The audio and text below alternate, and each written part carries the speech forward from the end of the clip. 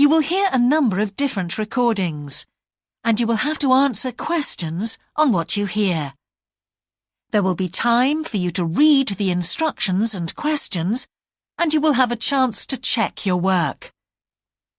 All the recordings will be played once only. The test is in 4 sections. At the end of the test, you will be given 10 minutes to transfer your answers to an answer sheet. Now turn to Section 1. Section 1. You will hear a telephone conversation between a travel company employee and a customer. First, you have some time to look at questions 1 to 5.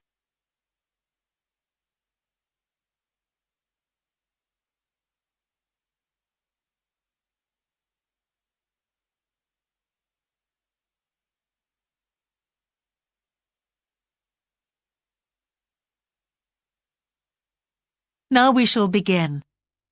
You should answer the questions as you listen, because you will not hear the recording a second time. Listen carefully and answer questions 1 to 5. Greek island holidays, can I help you? Yes, I hope so.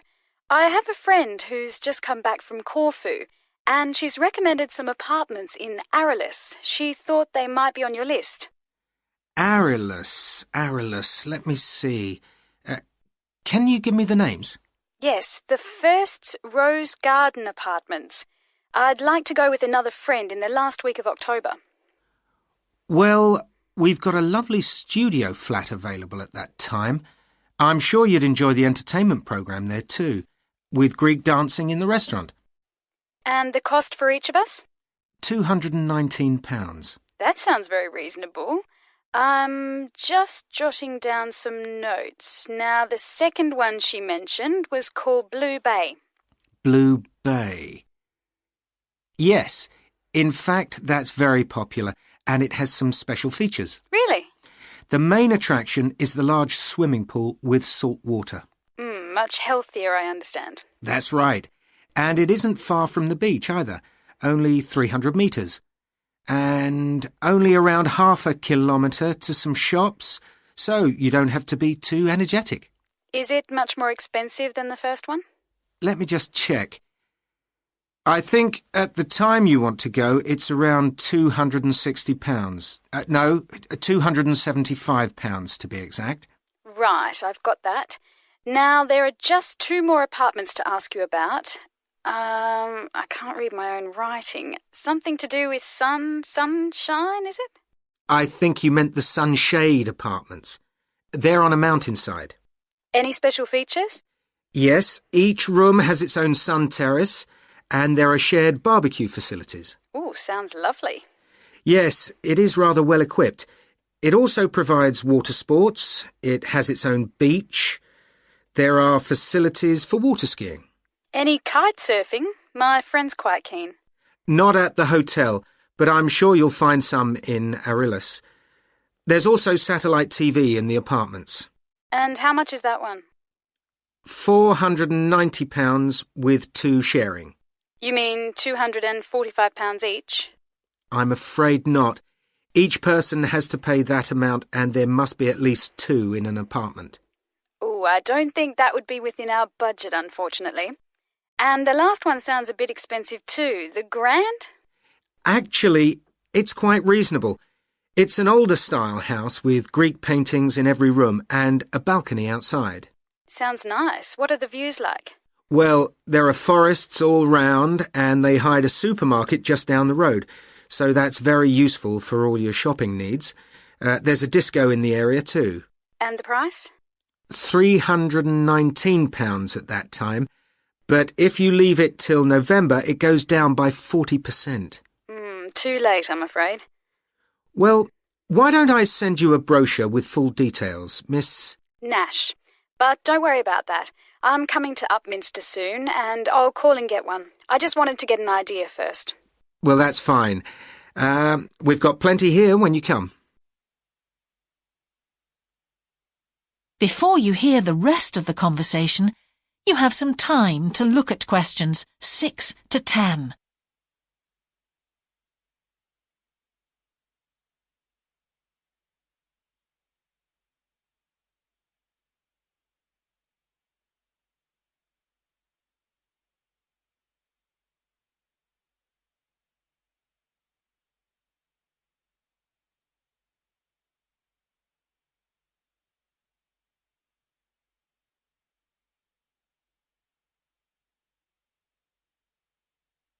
Now listen and answer questions 6 to 10. If you've got a minute, could I just check a couple of points about insurance? I got one policy through the post, but I'd like to see if yours is better. Fine. What would you like to know? Well, the one I've got has benefits and then the maximum amount you can claim. Is that like yours? Yes, that's how most of them are. Well, the first thing is cancellation. If the holiday's cancelled on the policy I've got, you can claim £8,000. We can improve on that, Miss Nash. For Greek island holidays, our maximum is £10,000. That's good. Of course, our holiday won't even cost £1,000 together. It's still sensible to have good cover. Now, if you go to hospital, we allow £600. Yes, mine's similar. And we also allow a relative to travel to your holiday resort? My policy just says their representative will help you. You can see there's another difference there. And what happens if you don't get on the plane? Nothing, as far as I can see on this form. Don't you have missed departure? No, I'll just jot that down. We pay up to £1,000 for that, depending on the reason. And we're particularly generous about loss of personal belongings, up to £3,000, but not more than £500 for a single item. Then I'd better not take my laptop. Not unless you insure it separately. OK, thanks very much for your time. You've really been helpful. Can I get back to you? Your name is... Ben Ludlow. That's Ludlow. I'm the assistant manager here. I'll give you my number. It's 081 260 543 216. But didn't I phone 081 260 567 294? That's what I've got on the paper. That's the main switchboard. I've given you my direct line. Right. Thank you very much for your time. That is the end of section 1. You now have half a minute to check your answers.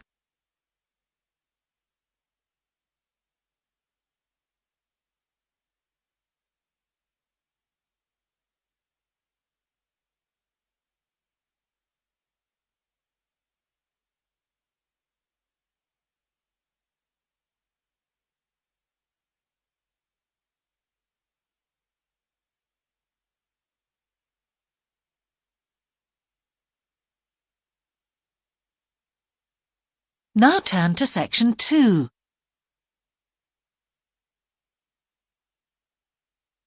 Section 2.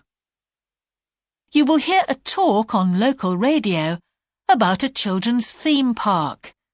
First, you have some time to look at questions 11 to 13.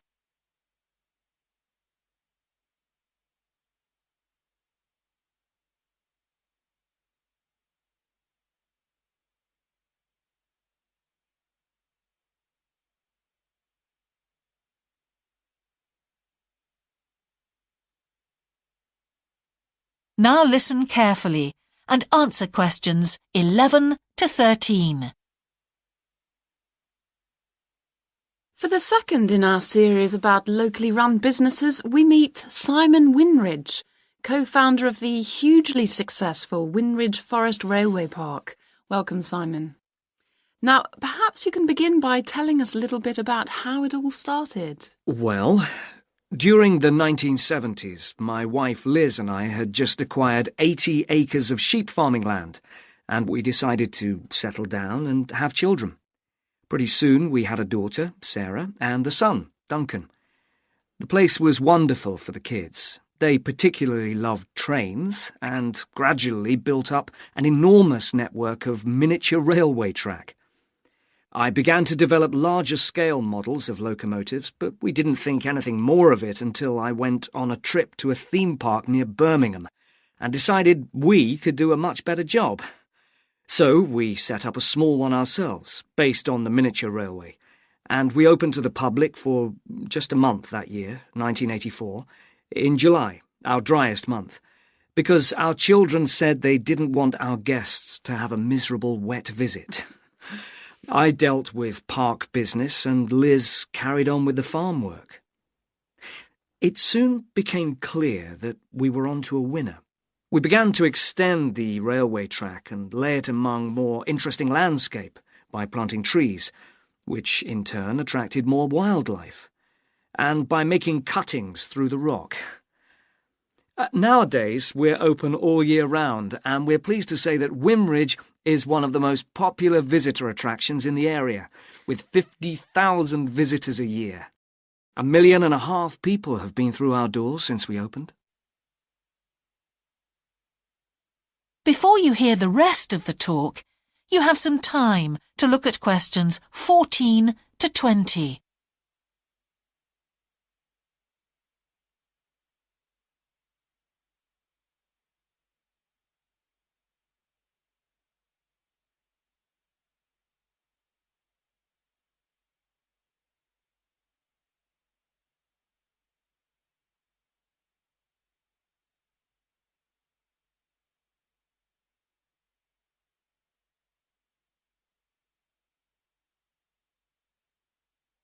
Now listen and answer questions 14 to 20. All these visitors mean we have had to expand our operation, and it's now a truly family concern. I'm near to retirement age, so I only concern myself with looking after the mechanical side of things, keeping the trains going. Liz now devotes all her energies to recruiting and supporting the large squadron of workers, which keep the place running smoothly. We're really pleased that, after some years away teaching, Sarah has now returned to the park and makes sure the visitors are kept fed and watered, which keeps her pretty busy, as you can imagine. Our son Duncan has been a stalwart of the park for the last 10 years, taking over from me in the area of construction, and I'll say a little bit more about that in a moment. And his new wife, Judith, has also joined the team in charge of retail. That's becoming a tremendous growth area for us. A lot of people want to buy souvenirs. Mm-hmm. So have you finished your development of the site for the moment? Not at all. We're constantly looking for ways to offer more to our visitors. The railway remains the central feature, and there's now 1.2 kilometres of the line laid, but we'd like to lay more. Because of the geology of the area, our greatest problem is digging tunnels, but we're gradually overcoming that. We're also very pleased with a new installation of the go-kart arena, which is 120 square metres in area. Again, the problem is the geology. We had to level the mounds on the track for safety reasons. We wanted to enable 5 to 12-year-olds to use the go-karts. And the main attraction here is the Formula One kart. We've known fights to break out over who gets it. And then, finally, to our most recent development, which is the landscape swimming pool. That is the end of section 2. You now have half a minute to check your answers.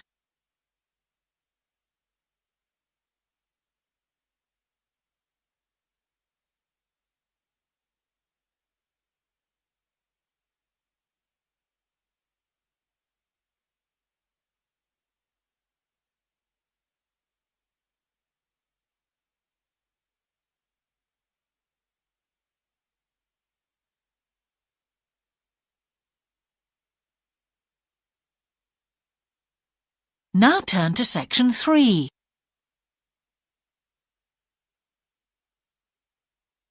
Section 3.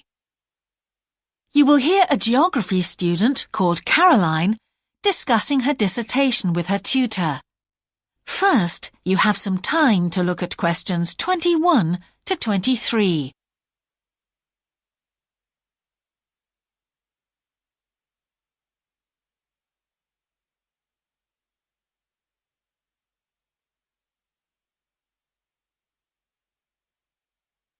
Now listen carefully and answer questions 21 to 23. Ah, Caroline. Come on in, sit down. Thanks. So how's the dissertation planning going? Well, Dr. Schulman, I'm still having a lot of trouble deciding on a title. Well, that's perfectly normal at this stage.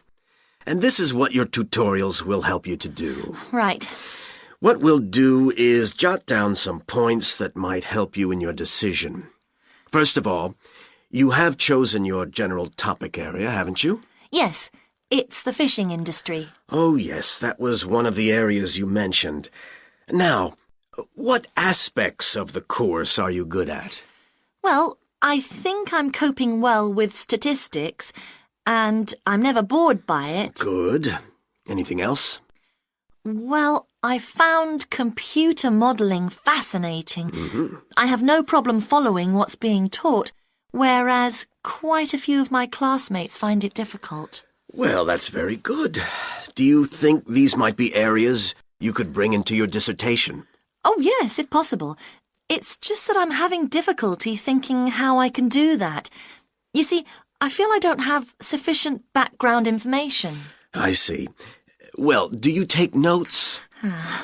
I'm very weak at note-taking. My teachers always used to say that. Well, I think you really need to work on these weaknesses before you go any further. What do you suggest?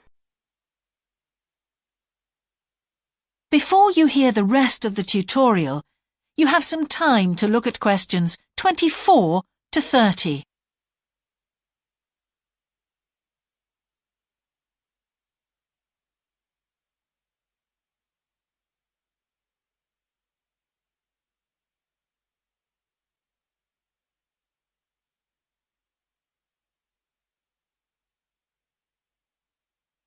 Now listen and answer questions 24 to 30. Well, I can go through the possible strategies with you and let you decide where to go from there. Okay, thanks.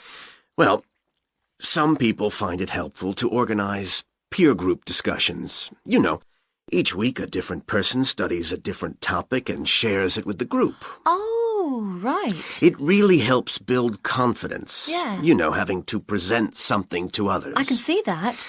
The drawback is that everyone in the group seems to share the same ideas.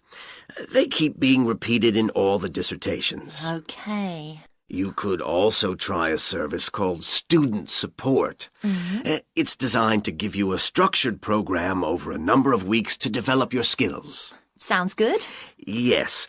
Unfortunately, there are only a few places. Ah. But it's worth looking into. Yes, of course. I know I've got to work on my study skills. And then there are several study skills books you can consult. Right. They'll be a good source of reference. But the problem is, they are sometimes too general. Yes, that's what I've found. Other than that, I would strongly advise quite simple ideas, like using a card index. Well, yes, I've never done that before. It's simple, but it really works because you have to get points down in a small space. Another thing I always advise is don't just take your notes and forget about them. Read everything 3 times. That'll really fix them in your mind. Yes. I can see it'd take discipline, but... Well, if you establish good study skills at this stage, they'll be with you all your life. Oh, yes, I completely agree. It's just that I don't seem to be able to discipline myself. I need to talk things over.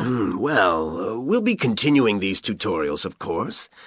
Let's arrange next month's now. Let's see. I can see you virtually any time during the week starting the 22nd of January.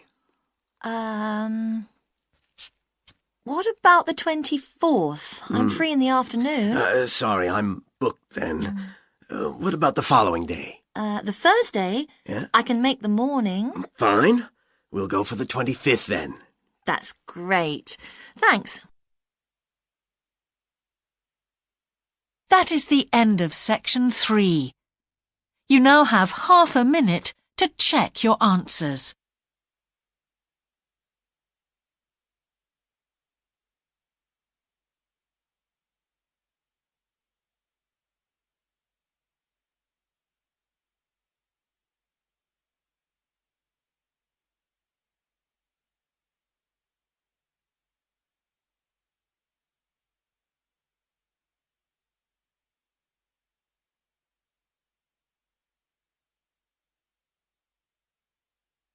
Now turn to section 4.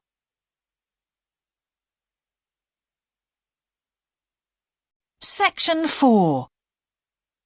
You will hear part of a lecture about an experimental design for a house. First, you have some time to look at questions 31 to 40.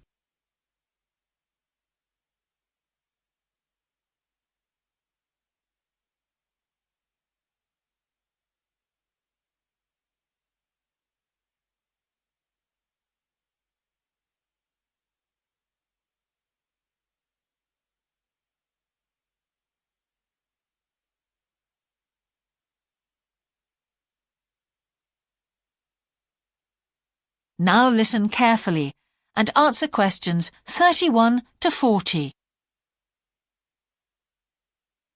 Good morning. In the last few lectures, I've been talking about the history of domestic building construction.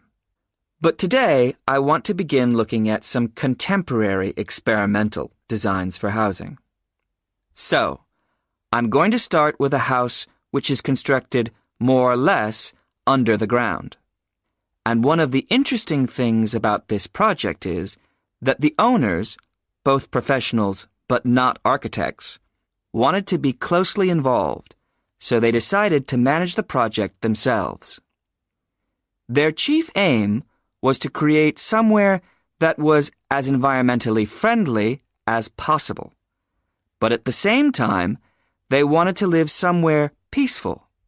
They'd both grown up in a rural area and disliked urban life. So the first thing they did was to look for a site, and they found a disused stone quarry in a beautiful area. The price was relatively low, and they liked the idea of recycling the land, as it were. As it was, the quarry was an ugly blot on the landscape, and it wasn't productive any longer either. They consulted various architects and looked at a number of designs before finally deciding on one. As I've said, it was a design for a sort of underground house, and it was built into the earth itself, with 2 stories. The north, east, and west sides were set in the earth, and only the sloping south-facing side was exposed to the light. That was made of a double layer of very strong glass. There were also photovoltaic tiles fixed to the top and bottom of this sloping wall. These are tiles that are designed to store energy from the sun. And the walls had a layer of foam around them too to increase the insulation.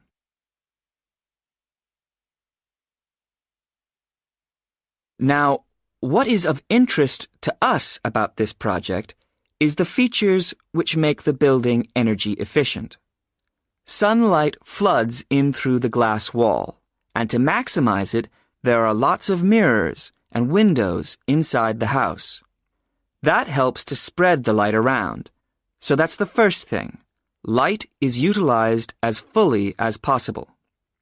In addition, the special tiles on the outside convert energy from the sun and generate some of the house's electricity. In fact, and it is possible that in future the house may even generate an electricity surplus, and that the owners will be able to sell some to the national grid. As well as that, wherever possible, recycled materials have been used. For example, the floors are made of reclaimed wood, and the owners haven't bought a single item of new furniture. They just kept what they already had. And then there's the system for dealing with the waste produced in the house. This is dealt with organically.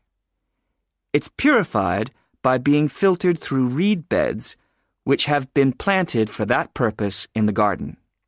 So the occupants of the house won't pollute the land or use any damaging chemicals.